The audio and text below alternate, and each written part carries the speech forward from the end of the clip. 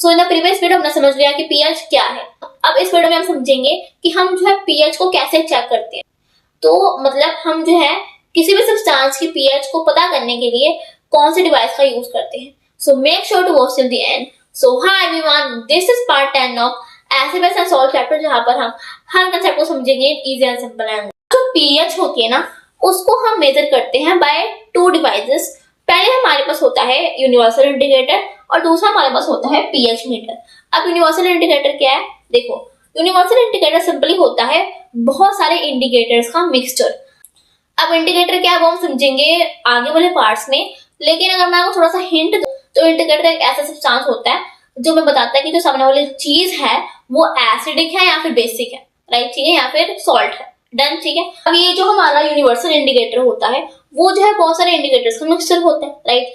अब उसमें क्या होता है, उसमें जो है ये बहुत सारे कलर्स होते हैं। अभी जो हमारा यूनिवर्सल इंडिकेटर होता है इसको ना हम पीएच स्केल भी बोलते हैं। अब इस पीएच स्केल में या फिर यूनिवर्सल इंडिकेटर में क्या होता है, बहुत सारे कलर्स होते हैं, राइट। जैसे रेड की पूरी फैमिली होती है, ग्रीन होता है और साथ में ब्लू की पूरी फैमिली होती है, ठीक है। अब उसके ऊपर जो है मतलब पूरे 1 से लेके 14 तक पूरे नंबर्स होते हैं, राइट, ठीक है।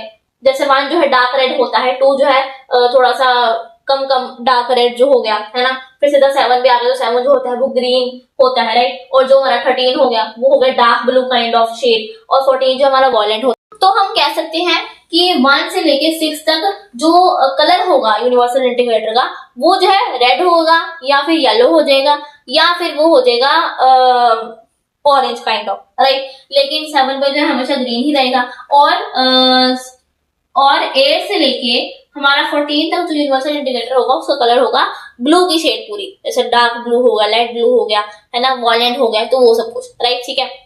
हमने ना कुछ नहीं करना होता है, सिंपली किसी भी सब्सटेंस को यूनिवर्सल इंडिकेटर के अंदर डालना होता है, राइट। तो अगर मान लो उसका कलर जो है वो रेड आ गया है, इट मींस रेड आ गया है, या फिर पूरा डार्क रेड आ गया, इट मींस वो जो है स्ट्रॉन्ग एसिड है।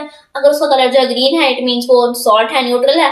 और अगर उसका कलर जो है वो जो है वॉयलेट आया है या फिर डार्क ब्लू आया है, तो इट मींस वो जो है एक बहुत ही स्ट्रॉन्ग बेस है। जैसे फॉर एग्जांपल जो हमारा लेमन जूस होता है उसका कलर जो होता है वो होता है ऑरेंज येलो के बीच में, तो वो एक एसिड हो गया। सिमिलरली जो हमारा सोप होता है उसका जो कलर होता है वो होता है ब्लू, तो वो हमारा बेस हो गया, राइट, ठीक है। अब क्या होता है, अब इसकी ना एक डिसएडवांटेज ये है कि ये जो है हमें हमेशा ये क्या करता है, ये जो है हमें किसी भी सब्सटेंस की एग्जैक्ट पीएच नहीं बताता। ये जो है हमें हर सब्सटेंस की अप्रोक्सीमेट पीएच बताता है, एग्जैक्ट नहीं बताता। तो हमें जो एग्जैक्ट पीएच बताता है कौन?